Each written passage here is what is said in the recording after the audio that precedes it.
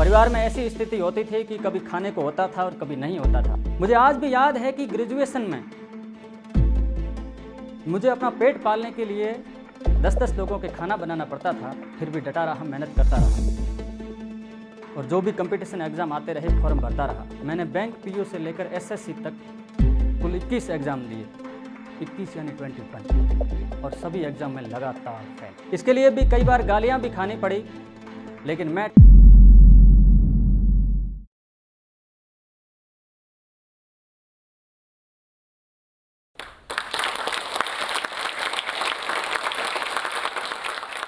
भरी बरसात में उड़ के दिखाए माहिर परिंदे, क्योंकि खुले आसमान में तो तिनके भी सफ़र कर लेते हैं। आज मैं उसी परिंदे की कहानी सुनाने यहाँ आया हूँ जो बरसात में, तूफान में और तेज़ आंधियों के बीच भी अपने मुकाम तक पहुँचा और एक अच्छा सा पद हासिल किया, अपना एक बचपन का सपना पूरा किया। वो सपना था एक सरकारी अधिकारी बनने का। नमस्कार मित्रों, मेरा नाम गिरधर सिंह रांदा है और मैं एक विलेज डेवलपमेंट ऑफिसर हूँ। मेरी कहानी की शुरुआत करें तो मेरी कहानी शुरू होती है भारत पाकिस्तान के बॉर्डर पर बसे हुए राजस्थान के बाड़मेर ज़िले के एक छोटे से गांव ऊंडखा से, जहां पर मेरे घर के नाम पर एक छोटी सी झोंपड़ी हुआ करती थी। पिताजी को शराब पीने की आदत थी और बड़ा भाई दोनों पैरों से विकलांग था। परिवार में ऐसी स्थिति होती थी कि कभी खाने को होता था और कभी नहीं होता था।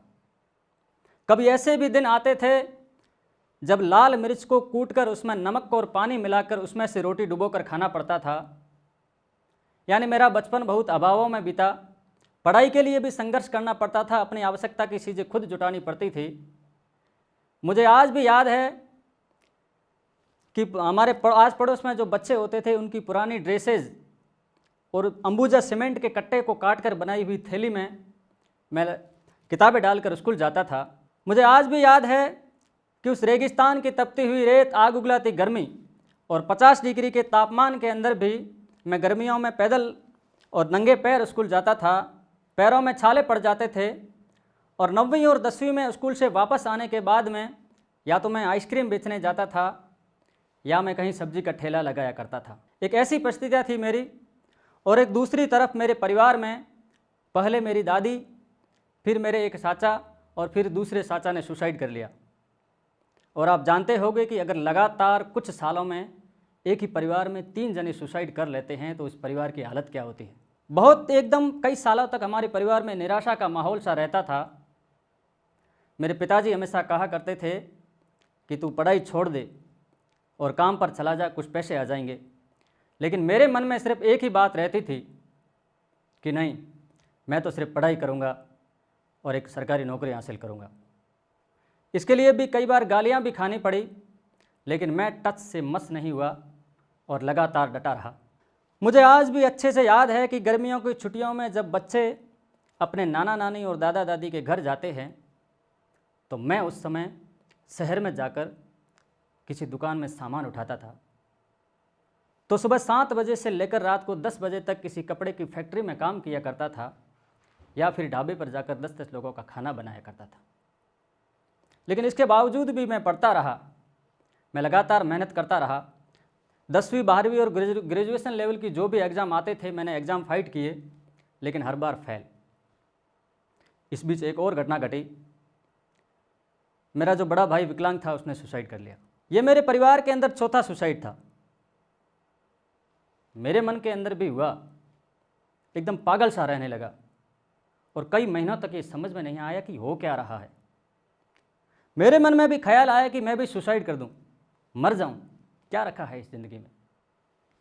लेकिन फिर किसी कवि की ये पंक्तियाँ याद आती थी कि छिप छिप कर अश्रु बहाने वालों, छिप छिप कर अश्रु बहाने वालों, मोती व्यर्थ लुटाने वालों, कुछ सपनों के मर जाने से जीवन नहीं मरा करता, कुछ सावन के, कुछ पानी के बह जाने से सावन नहीं मरा करता, कुछ दीपों के बुझ जाने से आंगन नहीं मरा करता, कुछ सपनों के मर जाने से जीवन नहीं मरा करता, जीवन नहीं मरा करता। ये पंक्तियाँ हमेशा मेरे अंदर गूंजती थी। और फिर खाली बर्तन देखे, अपना परिवार देखा, अपने वृद्ध माता पिता के चेहरे पर चिंता की लकीरें देखी और उनके फटे हुए कपड़े देखे तो अपने आप जवाब मिल गया कि गिरधर नहीं, तू ऐसा कभी नहीं कर सकता। तो एक मैं कर सकता हूँ तो मैंने कहा मैं सब चीज़ें बदल दूंगा, इन खाली बर्तनों को खाने से भर दूंगा, इस कच्ची झोंपड़ी को पक्के मकान में बदल दूंगा, और इन माता पिता के चेहरे पर जो चिंता की लकीरें हैं इनको मैं खुशियों में बदल दूंगा। बस एक बार सरकारी नौकरी लग जाए, आज नहीं तो कल बदल दूंगा, लेकिन ये सब कुछ बदल दूंगा। पर कहते हैं ना कि सब चाहने से नहीं होता, इसके लिए मैं सब मेहनत पर निर्भर करता है। पर मैं लगातार मेहनत करता रहा, फिर भी फेल पर फेल। मुझे फेल होने की इतनी आदत हो गई थी कि एकदम निराश रहने लगा। मुझे लगने लगा था कि मेरी ज़िंदगी कपड़े की फैक्ट्री में या फिर दूसरे लोगों का खाना बनाने में ही गुजर जाएगी और मैं ज़िंदगी भर यही करता रहूँगा। लेकिन कभी मन में ख्याल आता था कि नहीं, तो कुछ करके दिखा। मुझे आज भी याद है कि ग्रेजुएशन में मुझे अपना पेट पालने के लिए 10-10 लोगों के खाना बनाना पड़ता था। दिन में कॉलेज जाता था और रात को वापस अखबार की फैक्ट्री में आकर काम करता था। फिर भी डटा रहा, मेहनत करता रहा और जो भी कंपटीशन एग्ज़ाम आते रहे फॉर्म भरता रहा। हर बार फेल होने के बाद फिर से किताबें लेकर बैठ जाता था। आप यकीन नहीं मानेंगे, मैंने बैंक पीओ से लेकर एसएससी तक कुल 21 एग्ज़ाम दिए, 21 यानी 21, और सभी एग्ज़ाम में लगातार फेल। हिम्मत हारने लगी, हौसला हारने लगा। किसी में 1-2 नंबर से पीछे रह जाता था, किसी में फिजिकल में पीछे रह जाता था, तो किसी में कंप्यूटर टेस्ट वगैरह उनमें पीछे रह जाता था। आस पड़ोस के रिश्तेदार, दोस्त वगैरह, परिवार वाले सब कहने लगे कि तेरी किस्मत नहीं है, तू पढ़ाई छोड़ दे और काम पर चला जा। लेकिन मेरे मन में हमेशा एक ही भावना आती थी, एक ख्याल आता था कि जब रेलवे स्टेशन पर चाय बेचने वाले नरेंद्र मोदी देश के प्रधानमंत्री बन सकते हैं, एक छप्पर वाले घर में रहने वाले रामनाथ कोविंद जब देश के राष्ट्रपति बन सकते हैं, अखबार के बंडल उठाने वाले अब्दुल कलाम जब देश के राष्ट्रपति बन सकते हैं, जिनके माँ बाप का बचपन में कत्ल हो गया ऐसे मिल्खा सिंह जब देश के लिए कॉमनवेल्थ गेम्स में गोल्ड मेडल जीत सकते हैं, तो मैं क्यों नहीं कर सकता। मैं भी मेहनत करूँगा और मैं भी पढ़ूंगा और मैं भी हासिल करूँगा। मन में ये ख्याल आता था, रख हौसला वो मंजर भी आएगा, प्यासे के पास चलकर स्वयं समंदर भी आएगा, थक कर ना बैठे मंजिल के मुसाफिर, तुझे मंजिल भी मिलेगी और मिलने का मज़ा भी आएगा।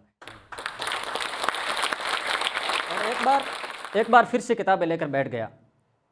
इस बार अधीनस्थ सेवा चयन बोर्ड ने ग्राम विकास अधिकारी पद की भर्ती निकाली। मैंने फॉर्म भरा। पिछले एग्ज़ाम में जो भी कमियां रही थी उसको दूर करके इस बार कठोर ज़बरदस्त मेहनत करके एग्ज़ाम दिया और फिर से काम पर लग गया। जब कुछ महीनों बाद इसका रिजल्ट आया तो हर बार हार मुझे हराती थी, लेकिन इस बार हार को भी हराकर गिरधर सिंह जीत गया और ग्राम विकास अधिकारी के पद पर सिलेक्शन हो गया। ये उस लड़के के लिए बहुत बड़ी बात थी जिसने अपने परिवार में 4 सुसाइड देखे थे। ये उस लड़के के लिए बहुत बड़ी बात थी जो गर्मियों में नंगे पैर स्कूल जाया करता था। ये उस लड़के के लिए बड़ी बात थी जिसने अपनी ज़िंदगी को किताबों और कपड़े की फैक्ट्री के बीच में काटा था। वाकई कमाल हो गया। चारों तरफ मेरी वाहवाही होने लगी, सभी मेरी तारीफ़ करने लगे, गांव, शहर और आसपास में मेरी मिसाल देने लगे और मेरा बचपन का जो सपना था एक सरकारी अधिकारी बनने का, वो पूरा हो गया। ये बस हुआ तो सिर्फ इस वजह से कि मैंने अपनी हिम्मत को कभी टूटने नहीं दिया, मैंने अपना हौसला बनाए रखा। तो जोश रखिए, जज्बा रखिए, जुनून रखिए, हिम्मत रखिए और हौसला रखिए, लगातार मेहनत करते रहिए। आपके बाहर की परिस्थितियाँ चाहे कैसी भी हो, कोई मायना नहीं रखता, लेकिन जब तक आपके अंदर की आग जिंदा है तब तक दुनिया की कोई ताकत आपको आगे बढ़ने से नहीं रोक सकती। और अंत में मैं इन 4 पंक्तियों के साथ अपनी बात समाप्त करूंगा कि सोच को बदलो तो सितारे बदल जाते हैं, सोच को बदलो तो सितारे बदल जाते हैं, नज़र को बदलो तो नज़ारे बदल जाते हैं। कश्तियों को बदलने की ज़रूरत नहीं मित्रों, ये दिशाओं को बदलो तो किनारे अपने आप बदल जाते हैं, किनारे अपने आप बदल जाते हैं। इस वीडियो के बारे में अपनी राय नीचे कमेंट सेक्शन में हमें बताएं और अपने दोस्तों के साथ ये वीडियो शेयर करना ना भूलें।